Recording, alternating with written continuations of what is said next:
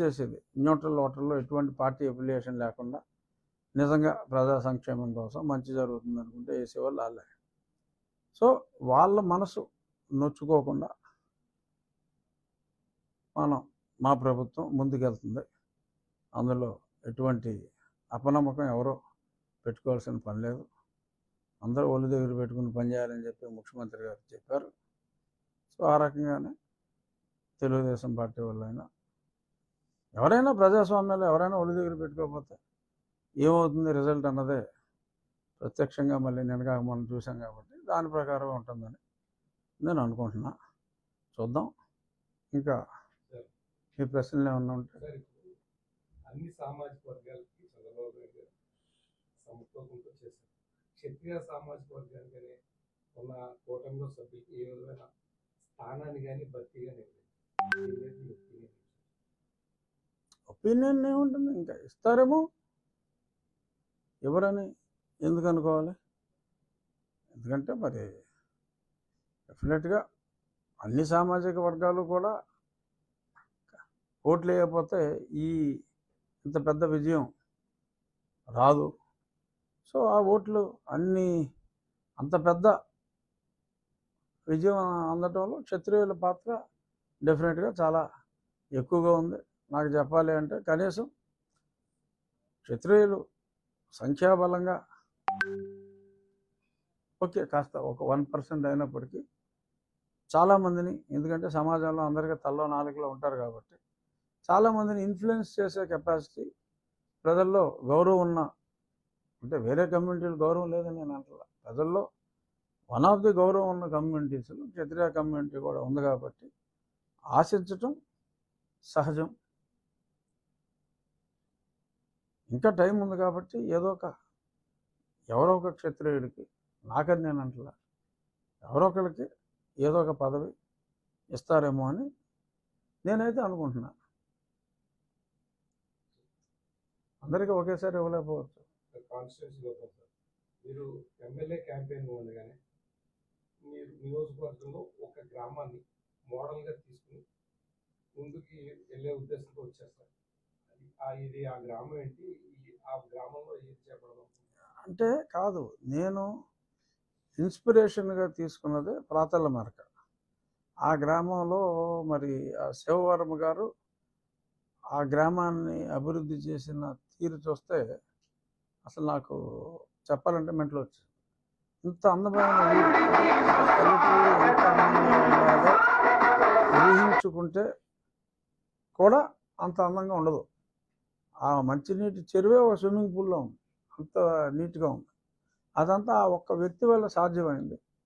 So ప్రతి గ్రామంలోనూ ఆయన ఇన్స్పిరేషన్తో ఒక 5గురు శివవర్మల్లాగా ఉంటే ఉండి నియోజకవర్గం మొత్తం కూడా అద్భుతంగా తయారవుతుంది. కానీ అదంతా ఈజీ కాదు. అది ఆయన సొంత డబ్బులతో ఆయన చేశారు. కానీ ప్రతి గ్రామాల్లోనూ డబ్బులు ఉన్న వాళ్ళు ఉన్నారు, కానీ కాన్సెప్ట్ కానీ హృదయం ఉన్న వాళ్ళు కానీ తక్కువగా ఉన్నారు.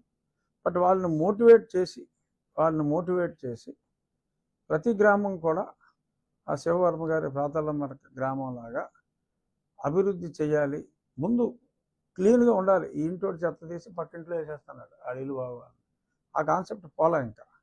బట్ ఆ ఊర్లో అది లేదు. సో ఆ కాన్సెప్ట్తో గ్రామాలన్నీ కూడా అభివృద్ధి జరగాలి. బహుశా మరి గ్రామీణాభివృద్ధి శాఖ పవన్ కళ్యాణ్ గారికి పంచాయతీరాజ్ అని పేపర్లో రూమర్స్. డెఫినెట్గా పవన్ కళ్యాణ్ గారిని నేను రేపు అసెంబ్లీ సమావేశాల్లోనే ఆహ్వానిస్తా. మీరు ఈ ఊరు వచ్చి చూడండి. ఆంధ్రప్రదేశ్లోని ప్రతి గ్రామాన్ని ఈ ఊరు ఇన్స్పిరేషన్గా తీసుకుంటే కొంతలో కొంతైనా మనం చేయగలం అని వారిని నేను అడుగుతాను. వారిని కూడా తీసుకొచ్చి ఆ ఊరు చూపెట్టి ఒక రోల్ మోడల్ లాగా చేయాలి అనేది నా కోరిక. కోరికలు అయితే ఉన్నాయి, ఓపిక ఉంది, డెఫినెట్గా చేయగలమని అనుకుంటున్నాను. ఇక మెయిన్ నేను చెప్పింది మంచినీటి సమస్య, డ్రైనేజ్ సమస్య. మంచినీటి సమస్యకి శాశ్వత పరిష్కారం టాప్ ప్రయారిటీలో. లక్కీగా నాకు ఇప్పుడు కేంద్రంలో కూడా జలశక్తి మినిస్టర్ సిఆర్ పాటిల్ గారని నాకు అత్యంత సన్నిహితులు. గుజరాత్లో 4వసారి. ఆయన ఎప్పుడు 6.5 లక్షలు తక్కువ మెజార్టీతో నెగ్గల.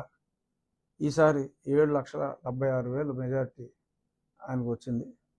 ఆయనకి కేటాయించడం జరిగింది. నాకు వ్యక్తిగతంగా కూడా చాలా సన్నిహితులు. సో ఈ గవర్నమెంట్లో మరి నీటి అది కూడా బహుశా పవన్ కళ్యాణ్ గారి గ్రామీణాభివృద్ధి నీటి అంటే రూరల్ డెవలప్మెంట్ ఆయన దగ్గర ఉండొచ్చు కాబట్టి ఎవరైతే వాళ్ళు ఆ శాఖ ఎవరి దగ్గర ఉన్నా ఆ శాఖతో ఆ కేంద్రంతో ముఖ్యంగా నా నియోజకవర్గంలో మేజర్ ప్రాబ్లం కాబట్టి కీ రోల్ తీసుకుని ఆ ఫండ్స్ ఎలకేషన్ ఫాస్ట్గా వచ్చేలాగా చేస్తాం.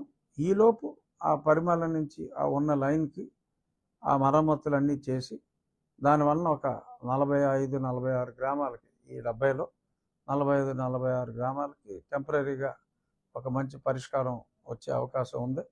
ఆల్రెడీ ఇంజనీర్స్తో అది నేను మాట్లాడాను, కలెక్టర్ గారికి కూడా చెప్పాను.